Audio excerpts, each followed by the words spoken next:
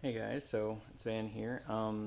My new Flow Hive has come in. This is the Flow Hive 2, and it's the cedar. So this will be a partial unboxing as well as assembly video. So bear with me as I try to put all this together. That's the first kind of video like this that I've ever done, but obviously if you have questions about the Flow Hive, I had the Flow Hive 1 all of last year and it was great. I'm really excited about putting the Flow Supers on here soon, and then I'm going to assemble the new Flow Hive 2. We're going to seal it, let it cure for a day, and then tomorrow I'm going to put the bees in. I also do have the Flow Super, the box at least from last year, that I'm going to clean up a little bit. And one of the problems I had last year was the sealer that I used did not get into these grooves, and so in the really wet months, a lot of moisture gets in here and it swells. So I'm going to add a little bit of sealer while I'm doing the other one to this to kind of help offset that. This year hopefully won't have an issue. But anyway, yeah, hope you enjoy the video.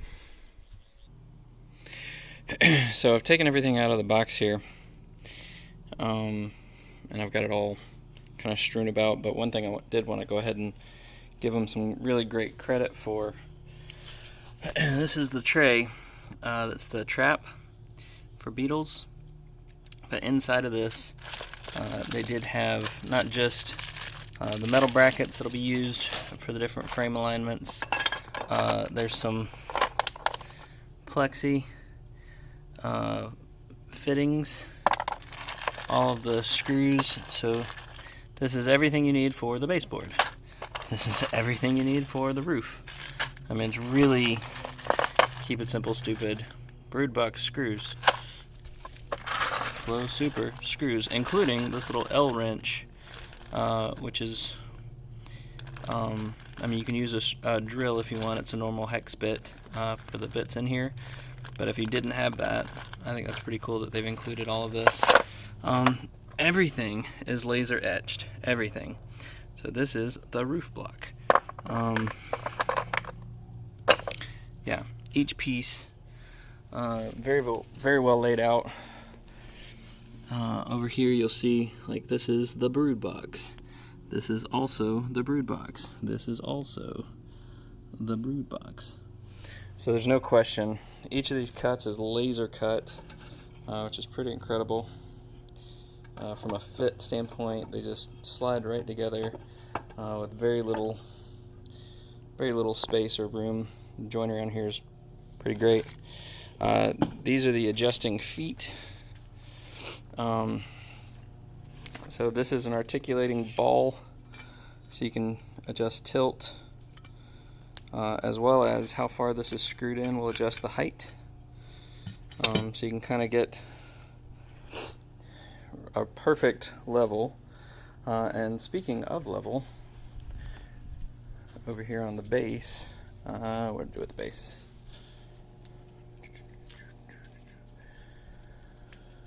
Oh, so you gotta find the right piece.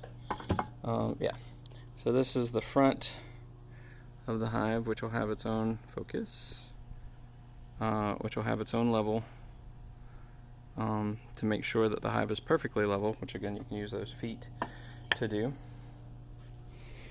So, I mean, at least first impressions out of the box, this is awesome.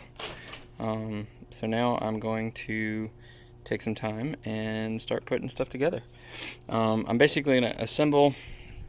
I'm following the instructions, but I'm going to start from the roof down, because that's how the instructions are laid out. And then once we get everything assembled, then I'll start doing the tung oil on the outside. This is the cedar box, so I'm not putting any kind of paint or anything on there. I want to keep it as pretty as possible. The cedar's a real lightweight wood, and I did get some teak oil to keep it safe I'm only doing the exterior pieces. I'm not doing any of the interiors or even the touches here, but I am going to be really, really careful about getting inside each of these little grooves to try to make sure that the insides are sealed for whenever it is kind of the rainy season. These are charred off and laser charred, so they should be already relatively sealed-ish, but we're going to do a little bit more with the tung oil. With that, I'm going to start putting stuff together. So people say all the time that these hives are expensive and things like that, but it may not be practical if you're a commercial beekeeper and you've got hundreds or thousands of hives. Although you can just buy the flow frames separately if you wanted to do like a boutique honey. One of the things that I personally have experienced is every single frame has had a different flavor of honey.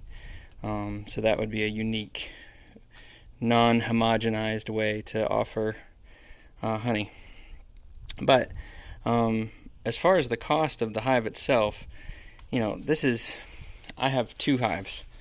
I'm a backyard beekeeper, and as far as the quality, the craftsmanship, the detail, these are acrylic spacers for the frames, and that's obviously not a detail you're going to see in anything. The cuts themselves, I don't know if you can catch the detail on this. It's clear and small. I'm trying to focus on it.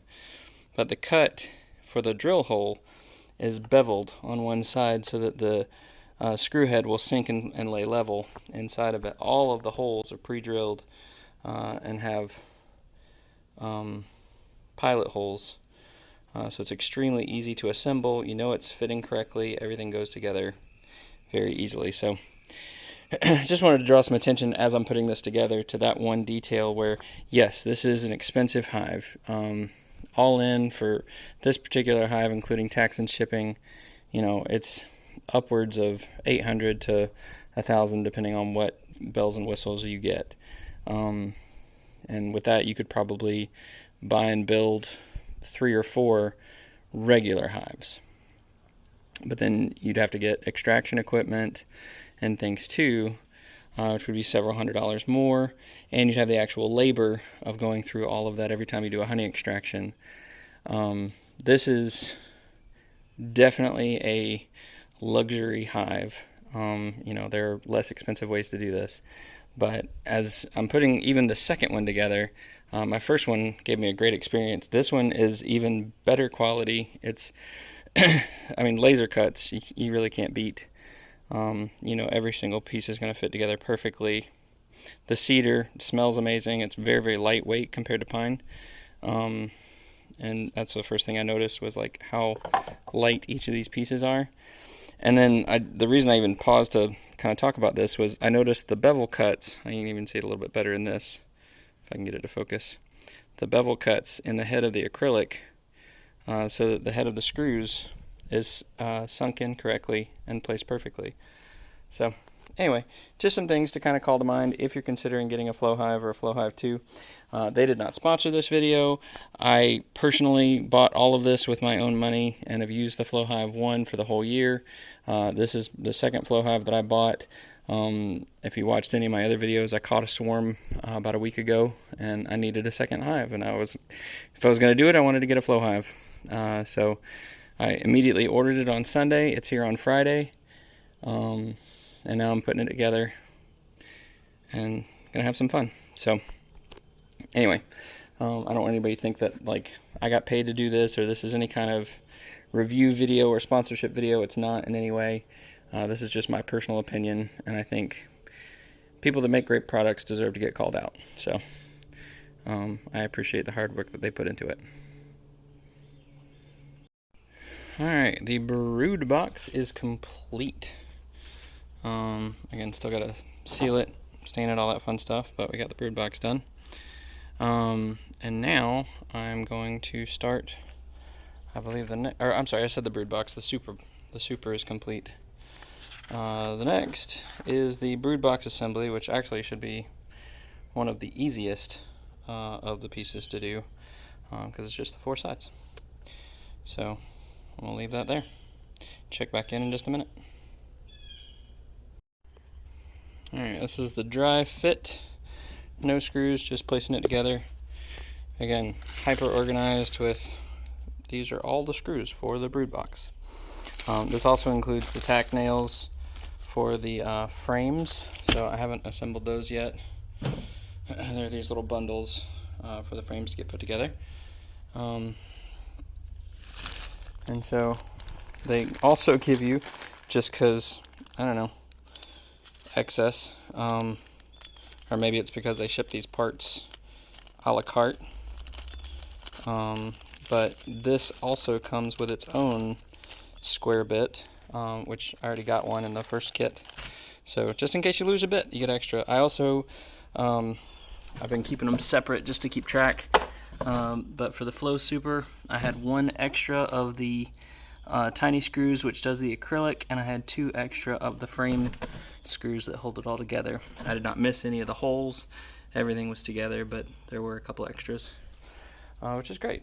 It's better to have too many than not enough. So dry fit, this thing is absolutely perfectly square, so I'm just going to go ahead and tack a couple of the 4 ends, make sure that it's still square, and then tighten it down. So this is why you don't jinx yourself, but I said the brood box would be the easiest one to build, and ironically enough, my battery died out on my drill, so I went and tried to use the screwdriver that it came with to drill it together, and I will say it's a very minor complaint, but the one thing that happened pretty consistently is this little collar that holds it in place. It's got a tiny little ball right there that holds the bit in place, and if you add really any torque at all, this little thing will pop right off, and then the ball goes rolling just like that, and then the bit won't stay in. So if you have, sorry, I'm trying to do this one-handed, but if you have the bit in there, I can do this, and you don't have that collar on, then when you go to tilt it in any way, it falls off. So this is a little pressure collar, and that ball being in there keeps that bit in place, and when you give it any kind of torque, it's real easy for your finger to rub that off. So I do recommend using either a regular screwdriver with a square bit, or in my case I'm using my hand drill, and that's made quick work of it. I had to charge up the batteries and that was fine. But anyway, so now this is together.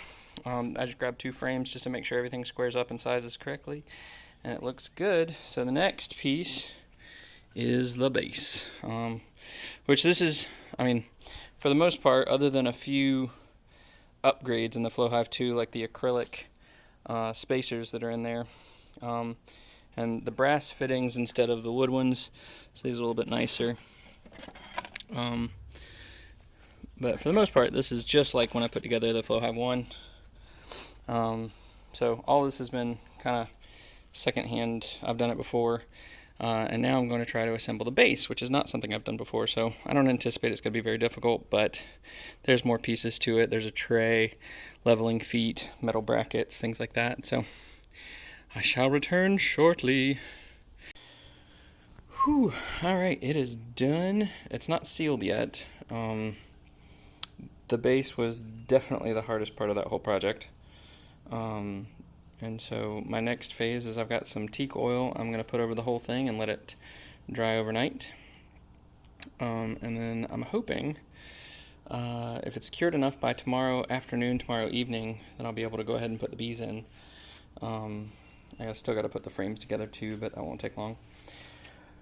So I'm very happy. The attention to detail in this thing is ridiculous.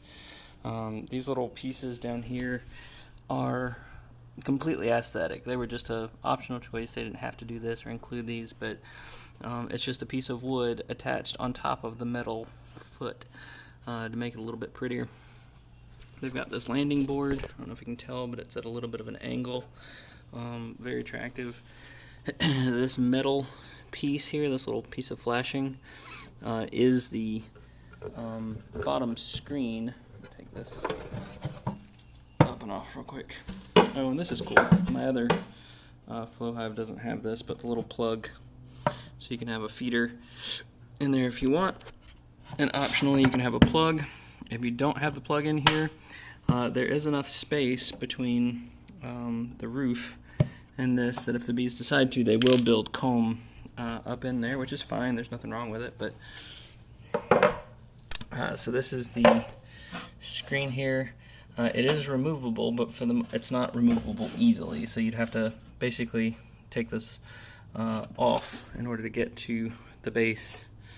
If this is in, then you've got your main brood frames, and this what will be the middle box. On the back side here, which this was the side that the flow frames will be, you've got these little, too close, sorry. Got these little brass tabs that you can turn down, pull out. This can be either in a vented or non-vented position. So if you put it this way, I believe it's vented. If you put it this way, flip it upside down, then it's not vented. The airflow would be blocked off here. It'll keep the hive a little bit warmer if you're in the winter and cooler if you're in the summer. It does have the level on it, which as you can see, we're close to level. It's not quite perfect, so I'll dial in it a little bit more once we actually install it. But before I get to that point, I have to seal her up. Yeah, this has been for sure a labor of love. The thing's just a work of art. I mean, it's really well done. Kudos to the Flow Hive people for, you know, the attention to detail. Some of the pieces in here. I mean, this is just kind of minor. I don't know if you can catch the angle here, but it probably looks weird. Turn to the side.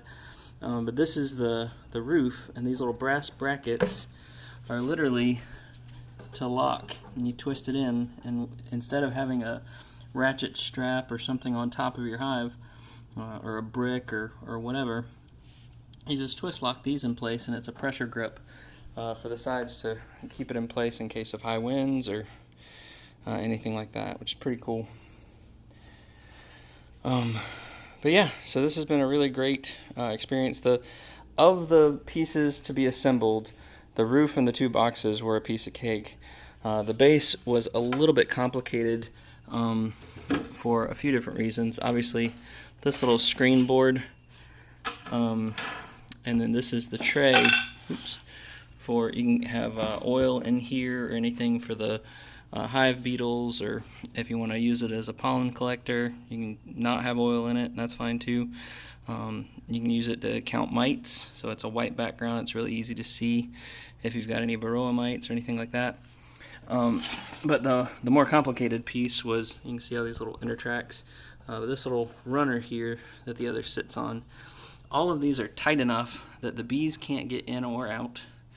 And for the most part, I'm hoping it's not going to let any other bugs come in, because you've got this little screen that is just flush up against metal to metal, and then flush on the entry board.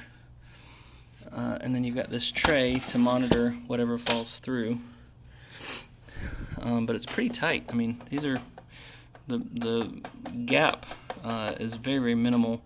I had an issue last year with some sugar ants, but I will say, again, I've got these smaller feet. These are easy to put in oil cans or anything, or water cans or anything, to keep any crawly pests from crawling from the ground up into the hive. Yeah, just overall, very impressed with the little details that they added. Again, this is like a concierge level beehive or 5-star beehive, not something you would be really a casual beekeeper with, or more a commercial beekeeper with. Sorry, you would be a casual beekeeper. But anyway, just things that I find interesting, of the extra steps and the things that were added to make it easier to care for bees. So thanks, Flow Hive people, and look forward to the next part of the video where we do the installation. So that'll be tomorrow in a different video. Thanks. Have a great day, guys.